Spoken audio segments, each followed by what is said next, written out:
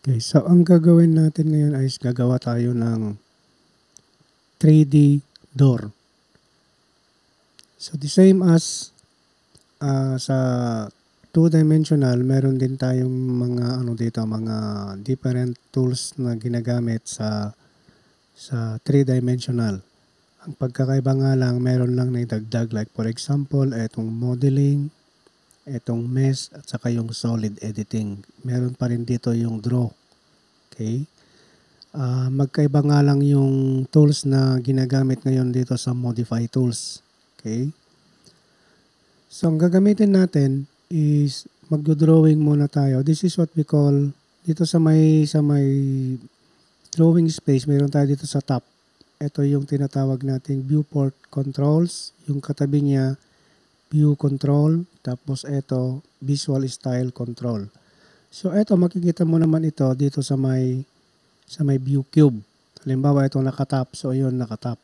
Okay? Ito naman, yung sa may visual style control, makikita mo dito naka wireframe. Ito rin naka wireframe. Ito yung view control natin. Okay? This is our door. So, rectangle. So, dimension tayo. 1,000, which is our main door. Then, ang height niya is 2,100. Okay? So, that is our door. So, ang gagawin natin dito is gagamitan natin ito ng press pull. Okay? So, dito sa may view control, or pwede naman dito, pwede mo i-click dito sa may southwest or northeast or northwest or southeast. Pero karamihan kapag gusto mo siyang i-3D or i-isometric, kailangan naka-southwest. So, click natin dito. Pwede mong i-click dito. That is southwest. So, naka-southwest na yan. Southwest isometric. So, press pull natin yan. Ang kapal kasi ng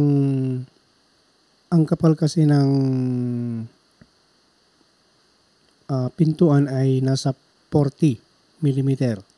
Okay? So, kukunin natin yung kalahati. I-explain ko mamaya kung bakit kalahati lang yung kukunin. So, 20. So, that is now our door. So, kapag check mo to, sa may view control niya, pwede mong makita na realistic. So, ganyan. So, ang pinakamaganda dyan kasi is pwedeng x-ray muna. Okay?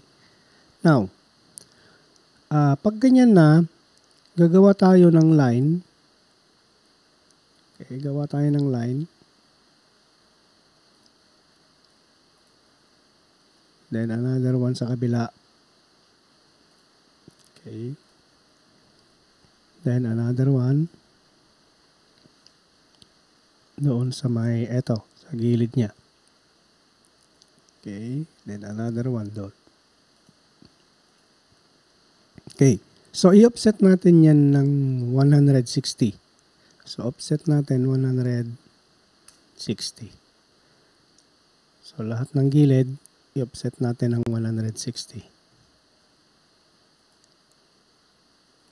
Okay. Ito yung main door natin Then, gawa tayo ng okay, para mas maganda, gawan natin ito ng layer.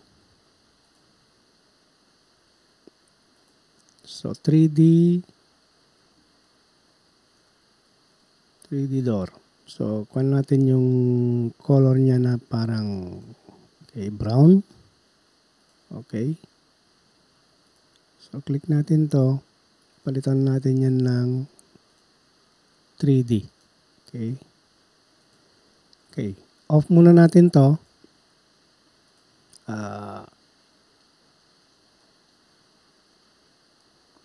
Delete natin yung layout natin kanina. Trim muna tayo. Gawa muna tayo ng... And by the way, pag nag-drawing ka dito, the same, pwede kang mag-trim. So, gawa tayo ng line sa gitna. Gagawin muna natin yung design ng door. Okay. Then another line sa gitna ulit. Okay, gagawa tayo ng line sa gitna. Okay. Then another line.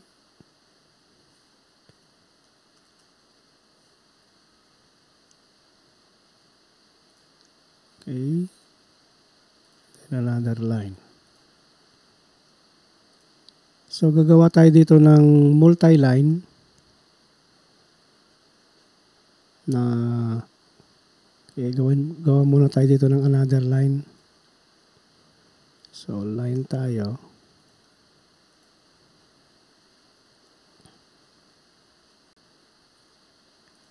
So extend natin yan dito sa kabila. So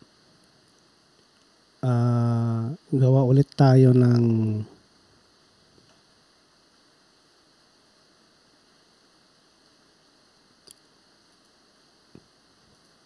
center radius. Okay, so ito move natin to.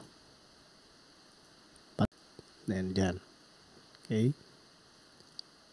Then trim natin. So ito habang nagdo-drawing ka, pwede mong gawin ito sa kagaya nung ginagawa natin doon sa 2D dimensional. Okay? Or 2-dimensional. So ML tayo. So multi-line. Justification natin is 0. Then our scale is sabihin na natin 60. Okay. So gawa tayo ng line dito. Then another line. Then another line. Okay. So, alisin na natin to.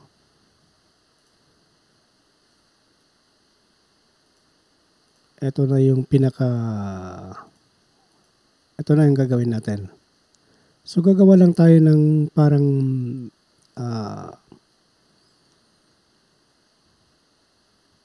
model. So, ito na yung design ng front door natin. So, on natin yung 3D door natin. Then this time, ang gagamitin natin is gawa muna tayo dito ng line na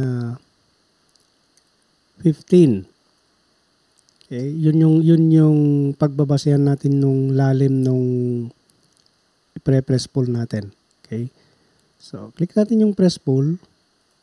Then ito na naman. Okay, press pull ka ulit. Kunin mo doon. Okay. Then another press pull. Ayan. Press pull ka ulit. Pag hindi nagganon ng ulitin mo lang. So ito halimbawa kulang yung pagka niya. So then, lagay mo lang doon kung ano yung Okay, di ba? Napakadali. Okay. So, yan na yung door natin. Now, this time, alisin na natin yung ito. Hindi na natin kailangan yan. So, i-on natin yung door natin, 3D door natin. Okay, meron tayong nakalimutan na isa. So, press pull ulit tayo. Okay. Then, i-off na natin yung 3D door. Kasi mayroon na naman tayong gagawin dyan. Then, we have to open the 3D door. So, yan na yung itsura ng natin. This time, kailangan ito naka-curve. So, gagamit tayo ngayon ng fillet command. Okay. Fillet command. Radius. Ito. So, radius natin 10 mm. Okay. Then, select na natin yung kung ano yung lalagyan natin ng radius. Okay. Lahat na yan. Click mo na lahat yan. Yung nasa, be careful lang sa pagpili or pag-select ng line kasi kailangang lahat. Okay. So, click mo yan. Be careful lang sa pag-select. Baka yung ma-select mo yung nasa baba, magkakaroon ng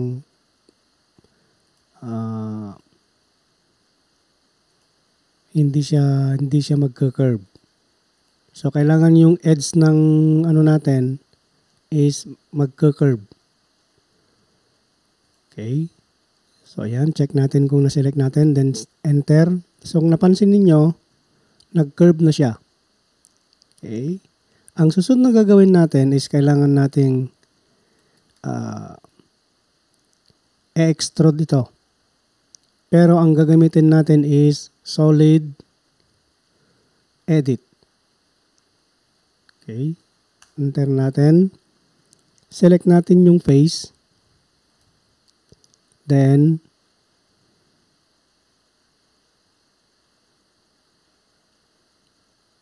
extrude. Then, select face. Select mo lahat yan. Then, enter. So, tatanungin sa'yo, specify height. So, that is 10. Then, angle natin is gawin nating 75. Okay. Then, enter. O, yan na. Tapos na kaagad. Diba? So, ito na yung door natin. So, this time, ang gagamitin natin na command ngayon ay eto. Dito tayo sa Modify Tools. So, ito 3D rotate natin. So, select natin to. So, select natin dito sa baba. Then, kailangan natin yung red para ipapatayo natin. Okay. Then, kopyahin lang natin to. Can you still remember yung ginawa natin kanina kung bakit instead na 40 yung kapal is nagiging 20? Ito na yung ano.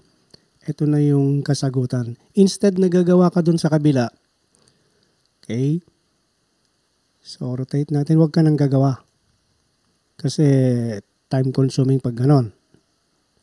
So, ikot natin. Baliktarin natin.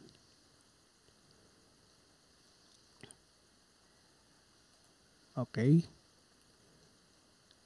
Medyo okay, tama naman. So, ulitin natin. Kailangan naka 90. Okay.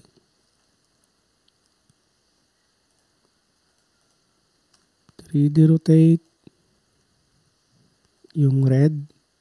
Then, patayo natin. Then, copy. Okay. Then, rotate natin.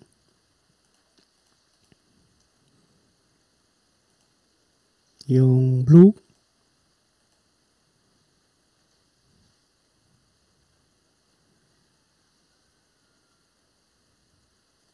Okay. Then, pagdikitin natin. Move natin to. Then, dikit natin dito sa... This time, gagamit tayo ng solid edit. So, this time, i-union natin. Pagsamahin natin yan. So, click natin yan. Click mo to. Tapos, click mo yan. Then, enter. So, nag-iisa na yan. So, that is now our main door. So, rotate natin. So, diba? Yan na yung main door natin. That is on how you're going to create your 3-dimensional door. Okay? So, meron na naman tayong na idagdag na kaalaman kung paano gumawa ng 3-dimensional door gamit ang 3D drawing sa AutoCAD. So, pwede mong baguhin yan. So, shaded. So, magkikita mo na dyan kung ano yung itsura nung ginawa natin. Okay? So, that's all for today.